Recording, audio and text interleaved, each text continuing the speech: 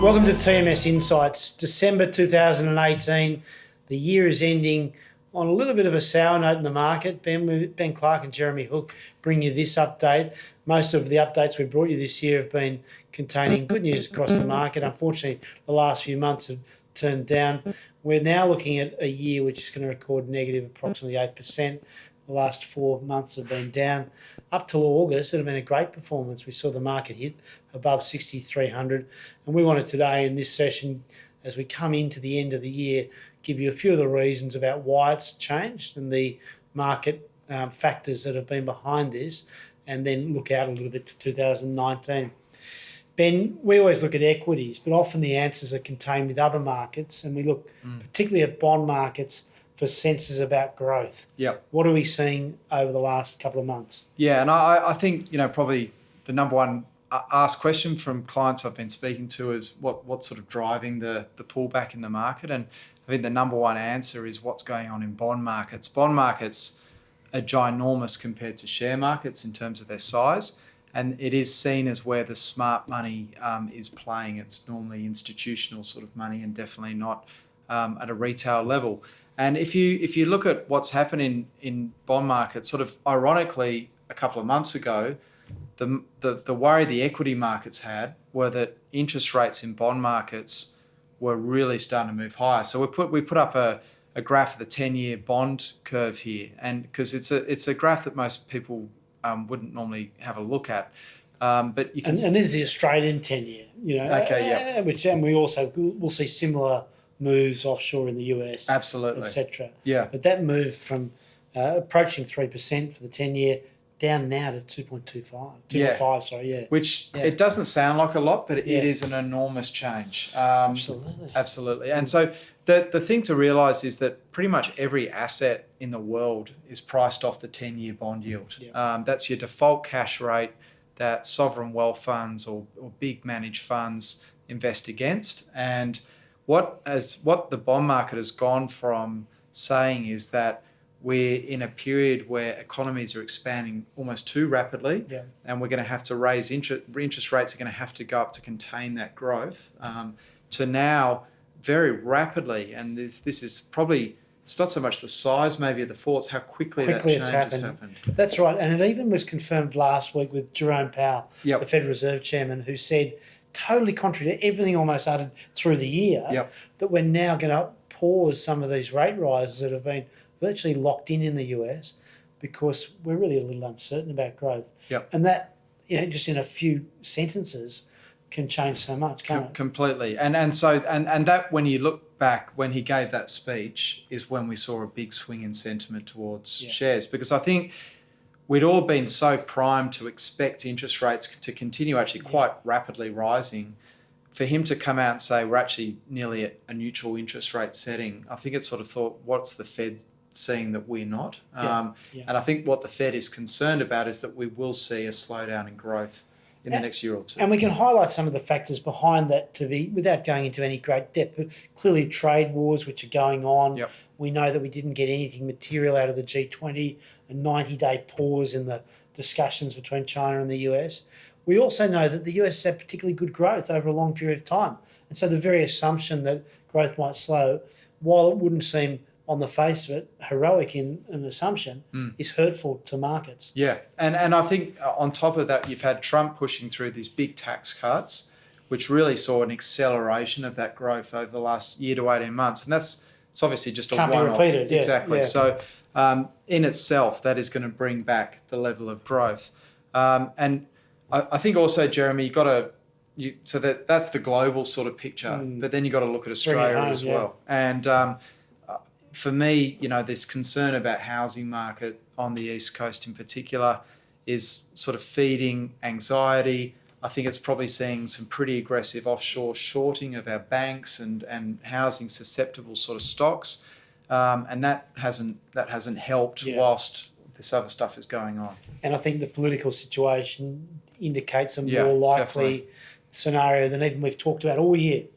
Likely changing government federally at the front end of next year, and the economic ramifications of that. I think they've really been realised post the Victorian state election, the Wentworth by-election. So these things are factors.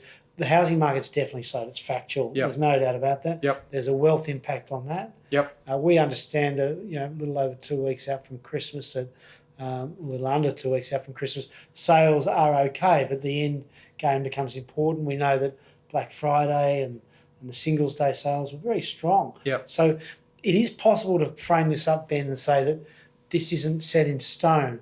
The quick turnaround in markets, which has seen that turn down and a various sort of sentiment prevail, could actually erase itself relatively quickly as well. Yeah, I think, and the thing I would always say to clients is we've had about a 13% pullback from the high in August. And the reality is that if you invest in equities, you'll get a move like that about every 2 or 3 years. It's actually quite a normal event. It is never fun going through it, neither for clients or for ourselves. But it's an entirely normal thing. And what generally is happening during that, if you really just step back from it and say what's happening, it's a repricing of risk. So that the market has gone from maybe being too exuberant to maybe too pessimistic, and trying to work out, is there a change in the outlook in the coming couple of years? And in doing that, provided the scenario is right and every client's position is different, opportunities are thrown up. Definitely. And it might be from asset allocation, being able to take advantage of being in a position where you were a little conservative, to being able to take on a little bit more risk when the changes happen, or within the portfolio. And we've seen a little bit of this, haven't we? Yep. There have been surprisingly some stocks that have held up better than others. Absolutely. It hasn't been across the board entirely. It hasn't. I mean, we've certainly seen a lot of money moved into infrastructure and property stocks. So your Sydney airports and Transurbans have actually been pushing higher during this time. I would say that a lot of the technology growth stocks all bottomed 2 or 3 weeks ago and have actually had some quite strong gains in a weaker market. But then you've had the banks, which, Westpac hit a 6-year low yesterday. The other 3 banks around 5-year lows. But a Macquarie Bank has, it's come off, but it's pretty stable. And this is the point there, is that it would be wrong to take the front page of the newspaper telling how much the overall market has fallen.